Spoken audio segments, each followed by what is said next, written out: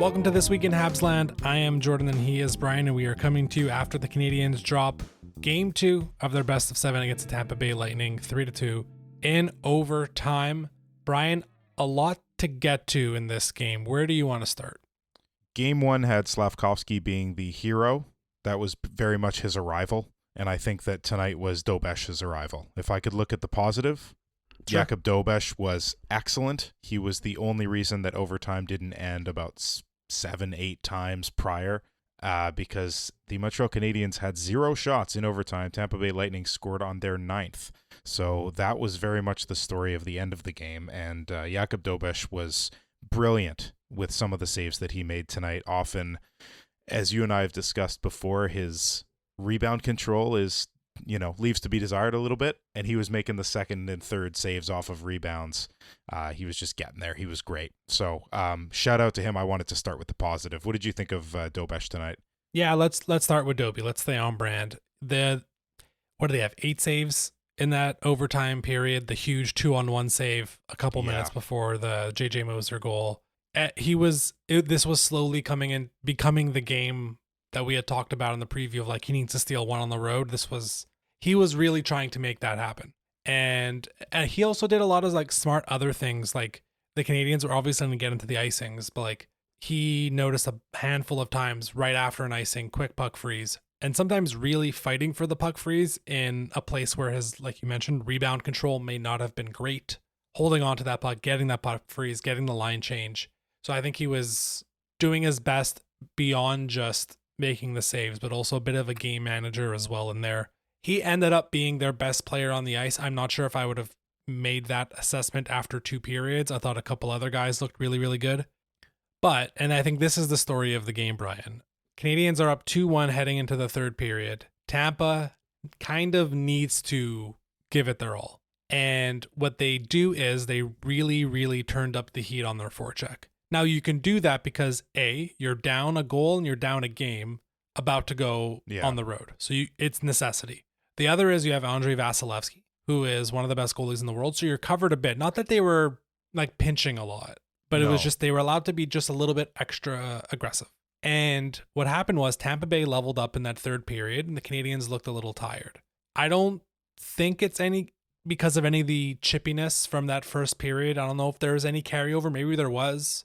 But what it really just looked like was schematically the Lightning were now sending 2 guys in really aggressively, especially on the half wall. And that blew up so much. And once they realized that worked when trailing, well, they just kept it up once the game was tied. And of course, through overtime, the 5-on-5 shot attempts in the third period in overtime, Brian, were 32-7. Wow. Well, I mean, that matches the eye test. It was exactly what we saw. 1.12 expected goals for the Lightning, 0.09 for the Canadiens at 5-on-5 in the third period. This game flipped on a dime. The Canadiens were very much in control. Now, it was only a 1-goal lead, and we can talk about some blown opportunities and some guys just not quite being ready for the moment. But what happened essentially was Tampa turned up the heat, and in doing so may have figured out a way to crack the Canadiens, at least in this game. And it was just an avalanche that the Canadiens couldn't stop. They didn't get a shot on goal at all in the overtime. And because of that, we're now square 1-1. Square 1-1, and heading back home where the pressure is going to rise, especially because it's 1-1 now, you hope that it's just this game where they've cracked the code. Because it really did look like they had it all figured out.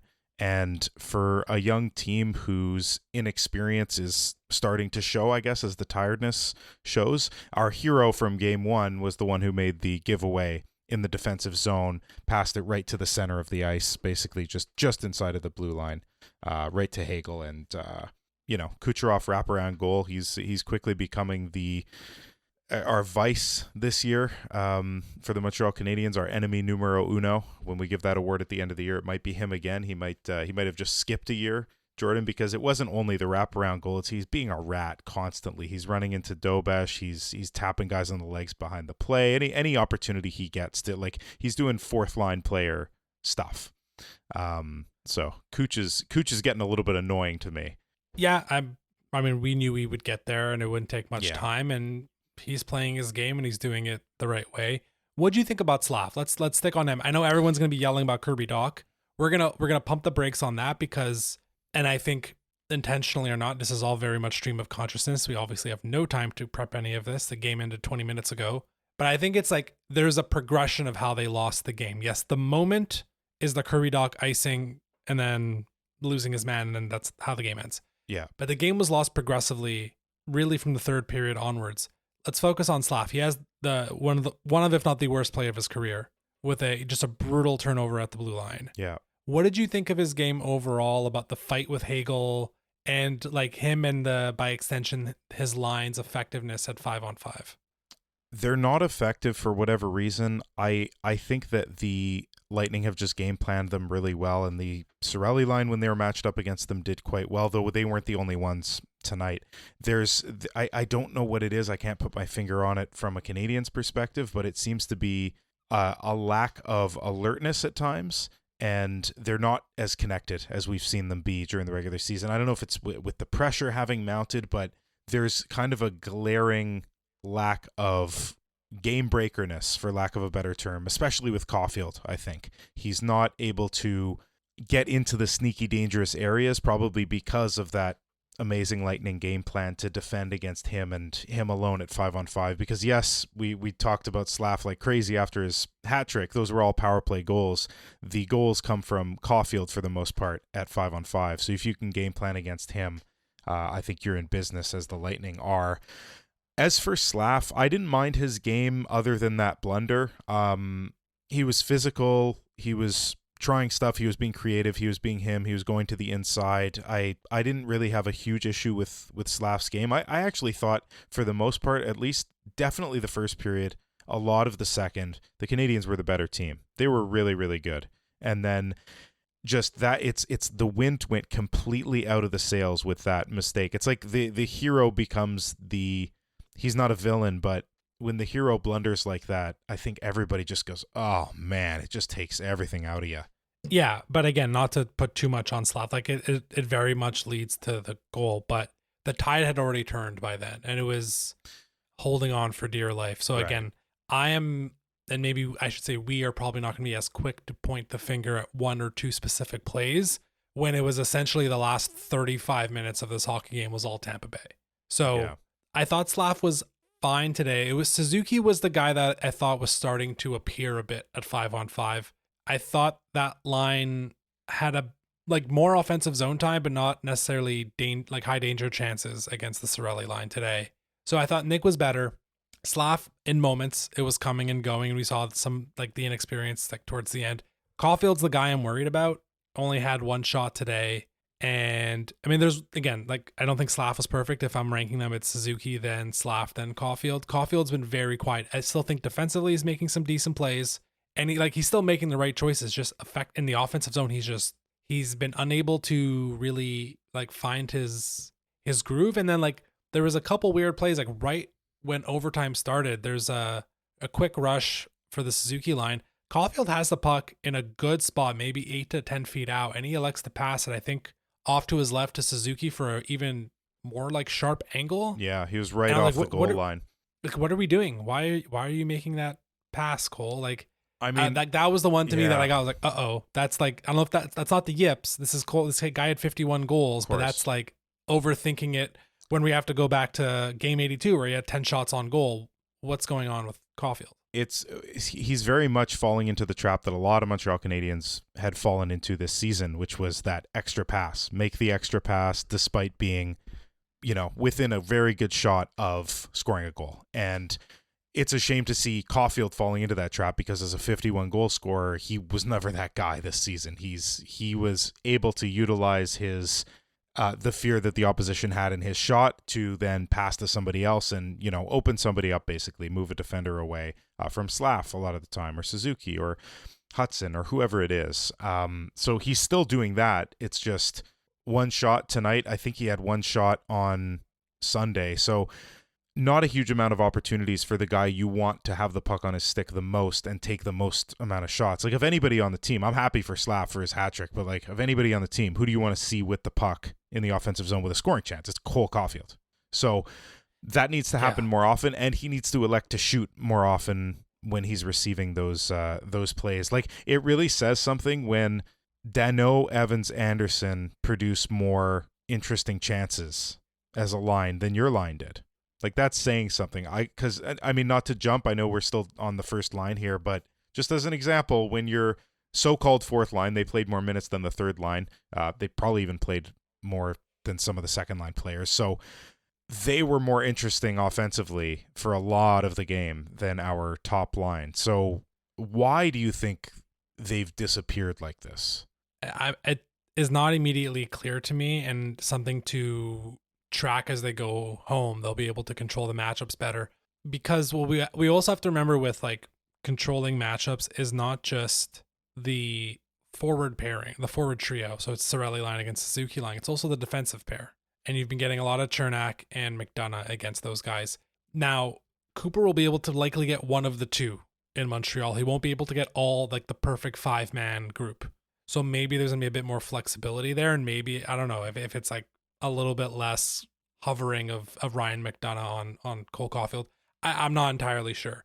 The one, like the part that really sticks out to me is the fact that Lane Hutson is just ripping bombs now on the power play, because I think even he's like, what the heck's going on? Why do I have to? And he scored. Right. Yeah, and that's true.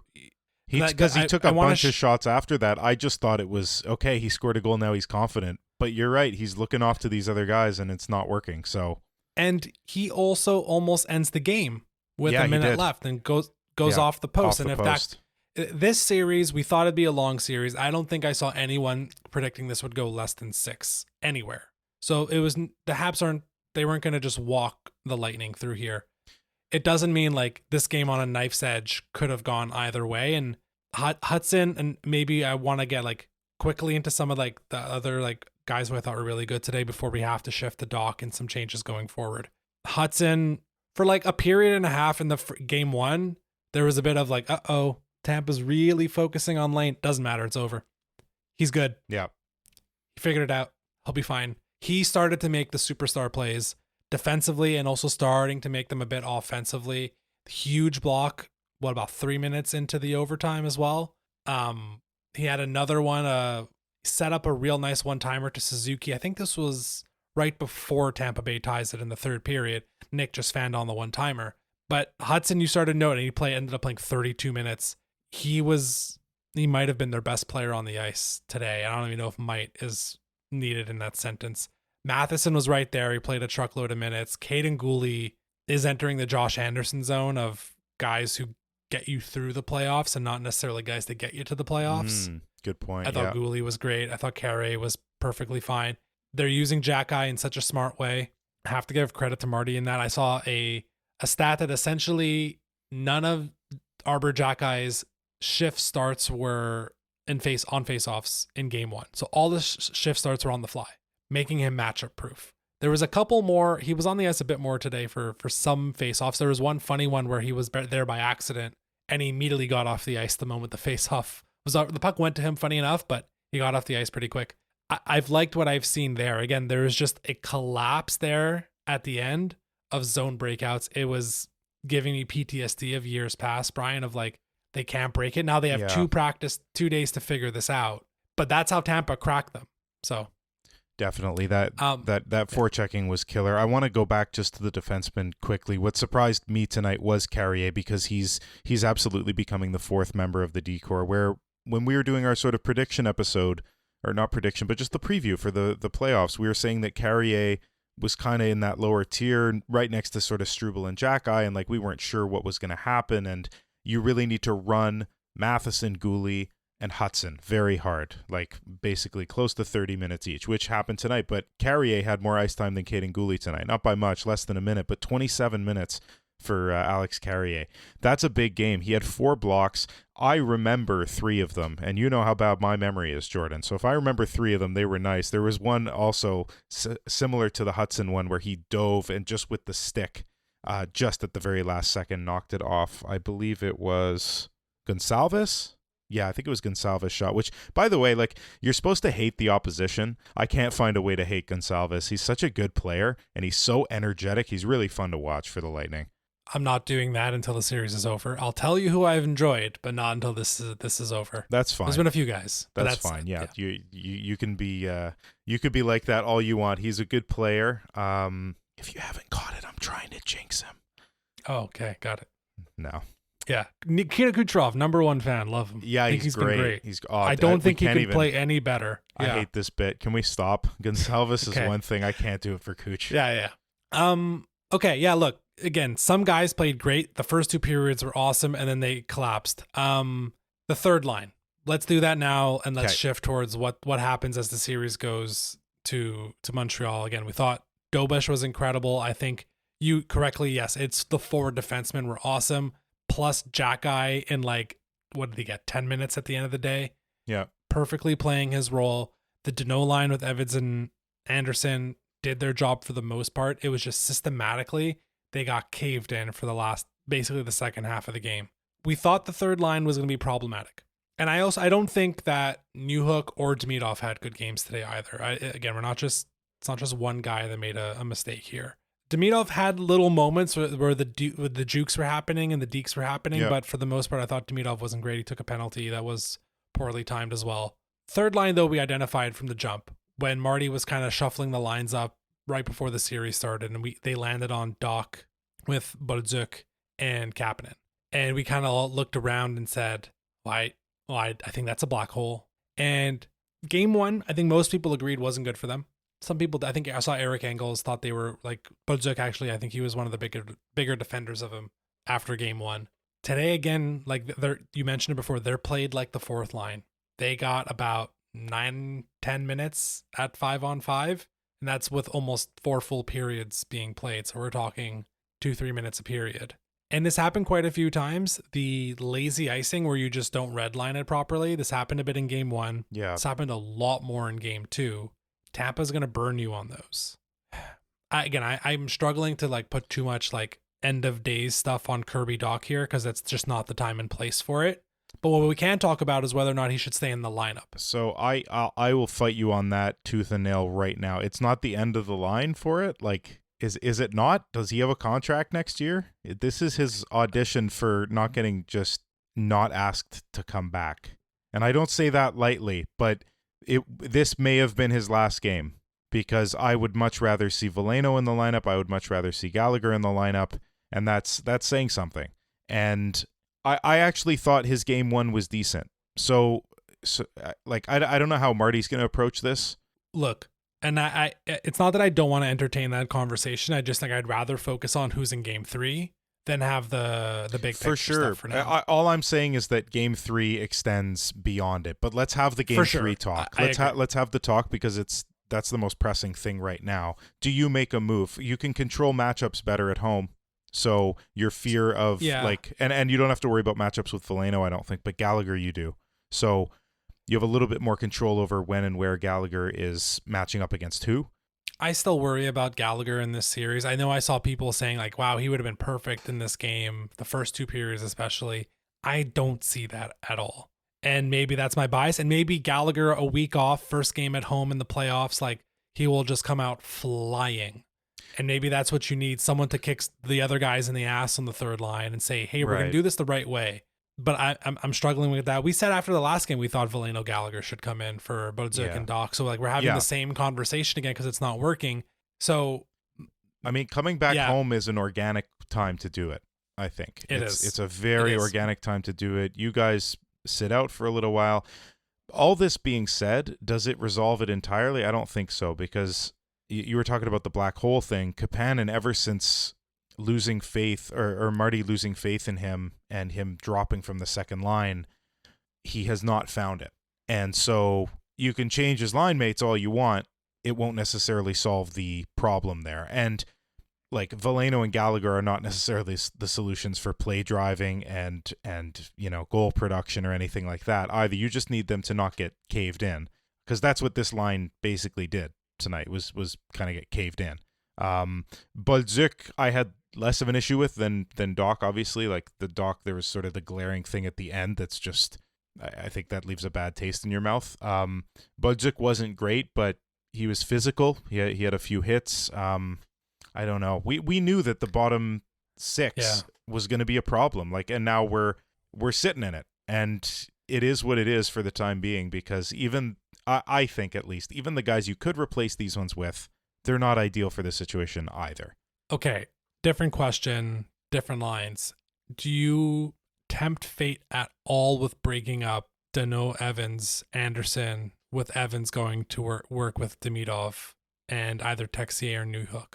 So I would be more willing to bring Slav back with Demidov than that.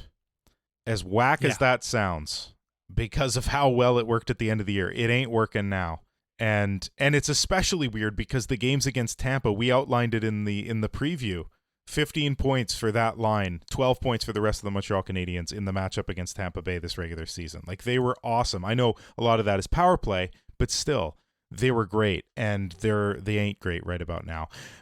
Coming home may just solve the problem. You get to control the matchups a little better. You have a little bit more energy. The Bell Center's an incredible place to play, and those dudes love the spotlight.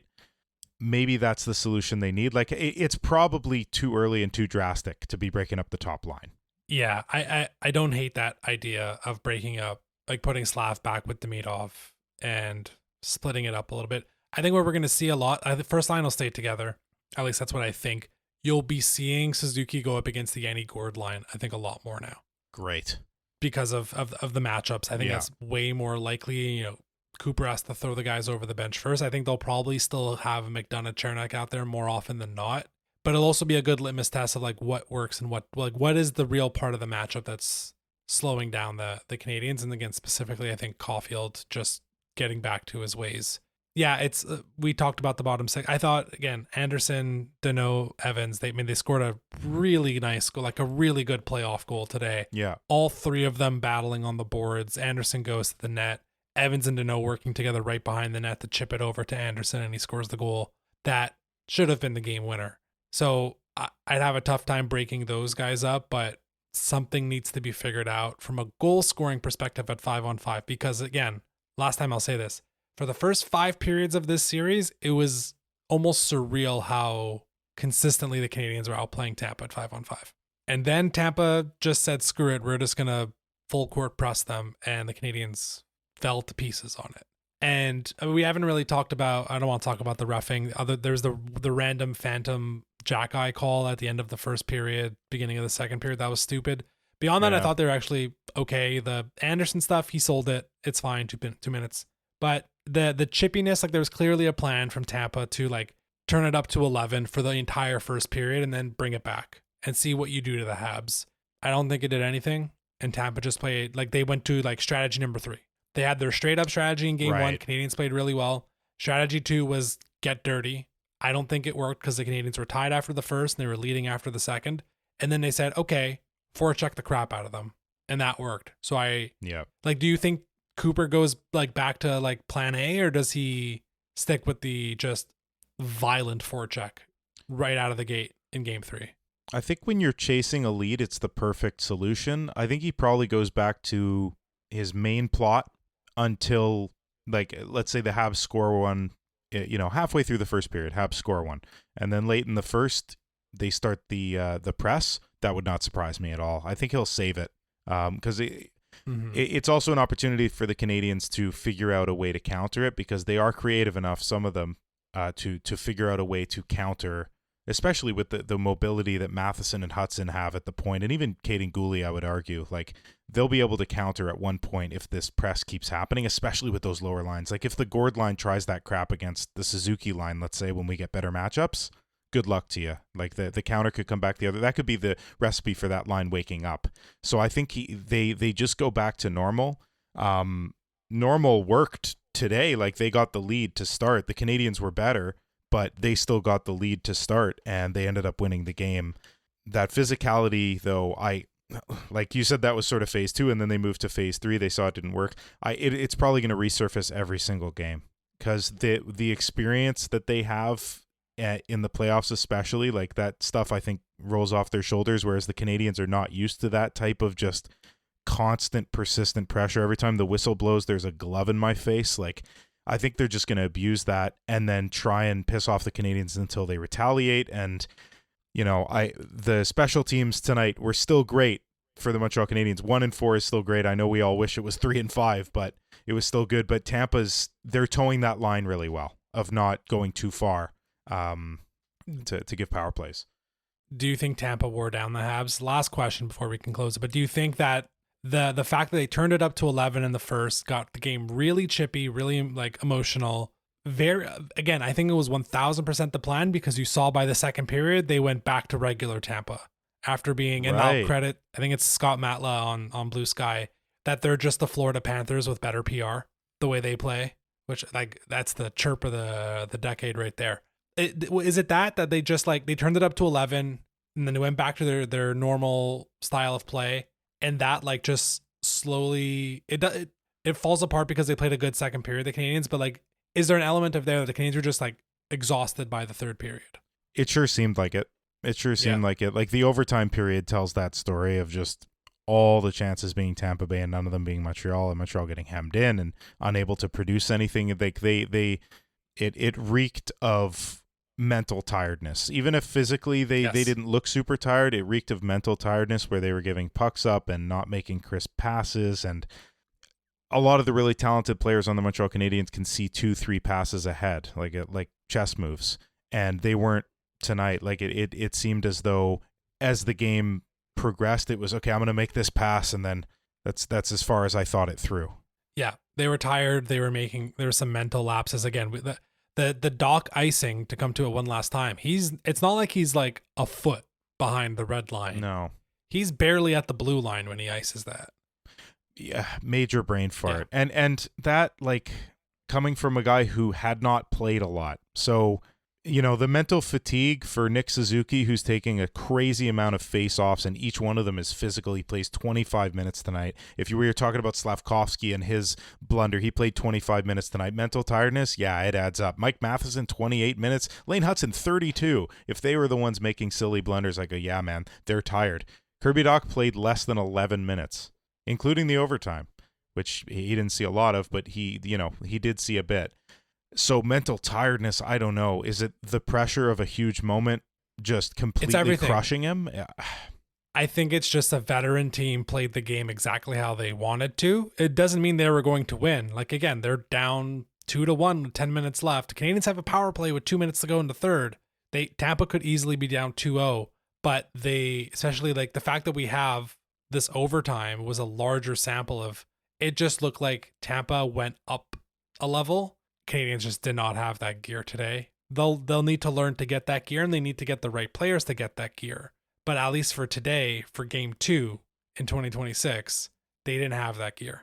Maybe they'll have it at home. Maybe they won't need to be in the situation at home because they'll be up 4-1. Right. But that's kind of it. Any closing thoughts, Brian, before we wrap up this sad episode? Well, that's a great lesson. Every time you lose is a lesson, and this is the one that the Montreal Canadiens are learning tonight, and we hope that it carries them forward, because as we said, this, if nothing else, this whole process, this is a learning experience. We are the beneficiaries as fans of one of the most fun and compelling rebuilds in sports right about now, I would say. And so when there's hiccups like this and difficulties, you got to look to the positive and say that I didn't see this coming for this team. This is early for them, and they're learning these lessons early because of how good they've been. So it's really a benefit that they're there at all. And also, it's 1-1, and you took one game from Tampa on the road. You're coming back home 1-1. Like, I know you said, and I again, I'm not a basketball dude, so I forget who said it, but your quote of "we want two," you fill me in. Kawhi 2019. Thank you, Kawhi Leonard. So we wanted two. We got one. It's still good. It's still better than losing both on the road and then having to come home and, win both. Listen, and let's just wrap on this. We are learning so much about the team right now, and I'm going to admit, it's hard to keep perspective because we're all living and dying by each shift, and that's fine. We can do the big picture stuff when the season is over.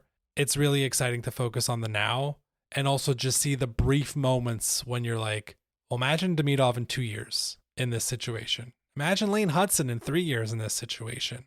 And then imagine some of the guys who are coming. So keep that perspective just a little bit, 10%. Focus. I want people to focus 90% at least on the game. Of course. Yeah. And there was still a lot of positives. Lane Hudson was freaking amazing today. Jakub Dobes was their best player. But again, the part of it is you lost the game. Hopefully they learn. Hopefully Marty learns how to adjust. We saw it last year. Carberry makes adjustments in games late in game 3 throughout game 4, ends the series. This is the first, like, again, Tampa had to do a couple moves. They're on, counter move number 2, essentially. Okay, time for Marty to do something now. We'll see what he does Friday for game 3, couple days off. Everybody gets the rest, which is great. We'll wrap it up there. You can follow us on social media at HabsLandPod if you like what you hear. Follow us on Spotify. Leave a 5-star review. And until game 3, go Habs.